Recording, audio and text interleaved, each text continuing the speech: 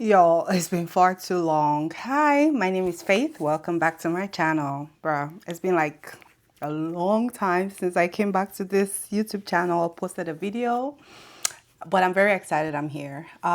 Today, I'm talking about my journey. I have so much to say, so much to teach, so much to impact, just so much, right? So fingers crossed that I stay consistent and my schedule doesn't get crazy again.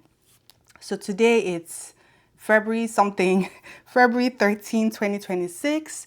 I commissioned as an Army officer in January 2023 and I went to OCS in October. But before that, I had submitted my packet twice before. So the third time was when I went to OCS. So let me start from the beginning, right?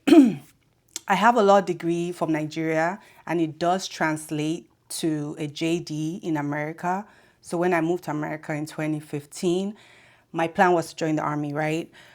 But I didn't have any information. It was just me, a girl with big dreams, right? All I had was the big dream of joining the army. That was like my passion, right? So I went to the recruiter. They kind of like bamboozled me.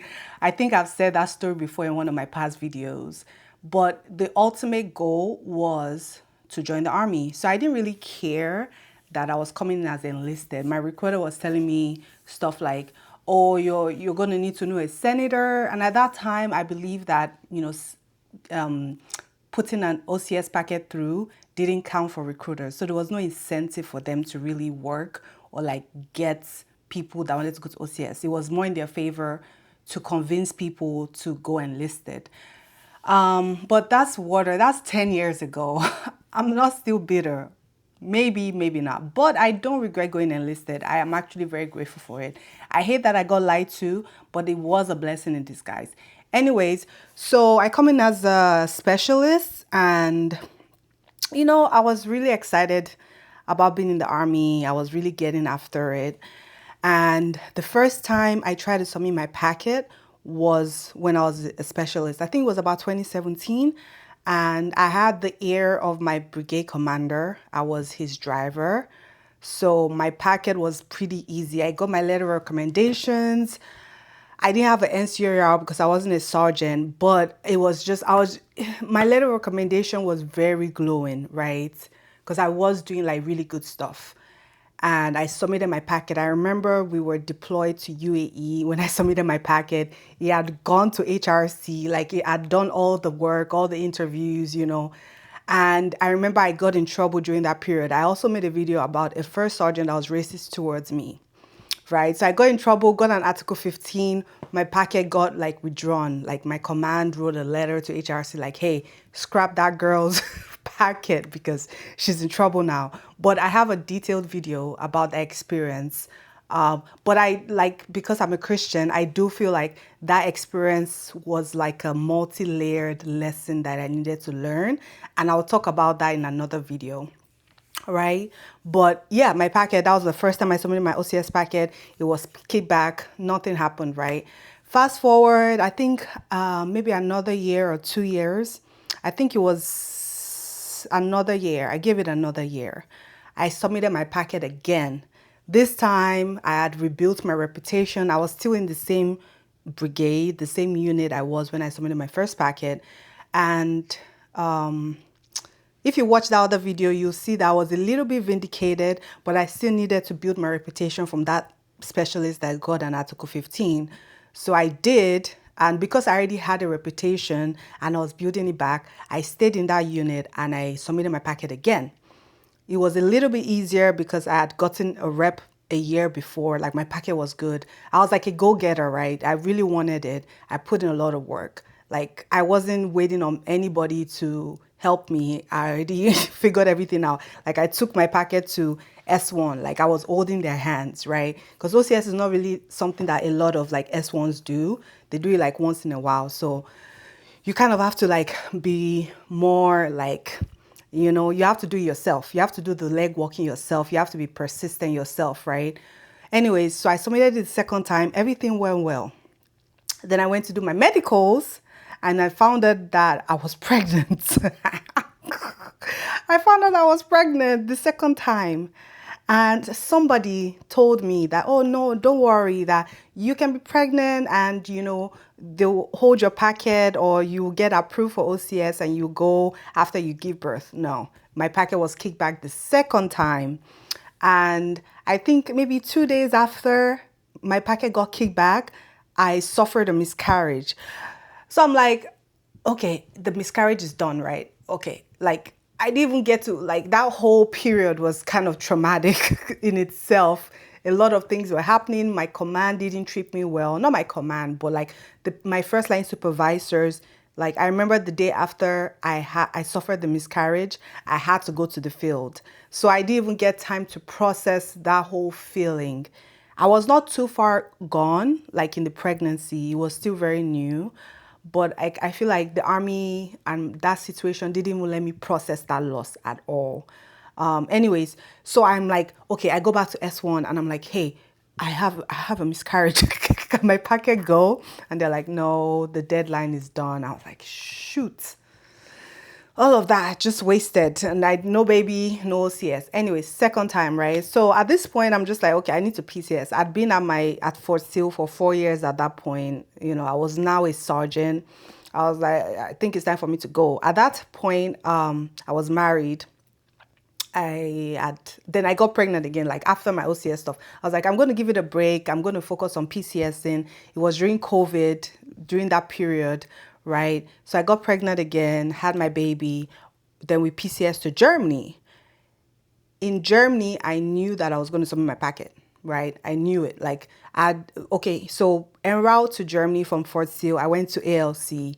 I think the next month I picked up staff sergeant, right? So I'm like, okay, I'm at this staff sergeant rank, and I've done great for myself. So this was like, I made like 6 in 6 or something like that. It was only because I was pregnant and because of the Article 15, right? So 6 in 6 was impressive, but I'm like, moving forward. At that point, I was at 6 years. I was like, I don't want to the way my MOS was, I was the air traffic controller. We were very fast tracked, right? So we got promoted really fast. And I was like, I don't want to stay in longer as an enlisted person if I really want to be an officer. And I feel like at that point, because I had worked at the brigade level, I'd worked with like mostly captains, I was, I was trusted, right? Because I was older at that point. So I was starting to see things from a bigger perspective, like big army, like big operational things, right? So like I wasn't quite satisfied with like enlisted sergeant, staff sergeant, the knowledge I had, because by the time the information had gotten to me was like low level stuff. And I'm a big picture person. Like if I want to solve a problem, I want to understand the big picture. Then I can start like piecing it down, right? So me just getting that filtered information at the bottom level, it wasn't satisfying. Like it wasn't mentally stimulating me. I knew I could do more with the army. So I got to Germany as a staff sergeant. I was, like I said, I was an air traffic controller. I got to Germany, and when I was having my counseling with the civilians, because the air traffic control towers are mostly civilian people, I told them, I said, hey, my plan is to submit my OCS packet again. That doesn't mean that I'm not going to take my role seriously here, but I just want you to be aware that I might not be here for too long because I am going to submit my OCS packet. So immediately, I checked the meal per message. The board was coming up, so I started putting my packet together. This time, I was like a pro. This was my third time, right? And I was a staff sergeant. I got in some NCOERs. I got a great letter of recommendation from my old battalion commander. So I was pretty confident.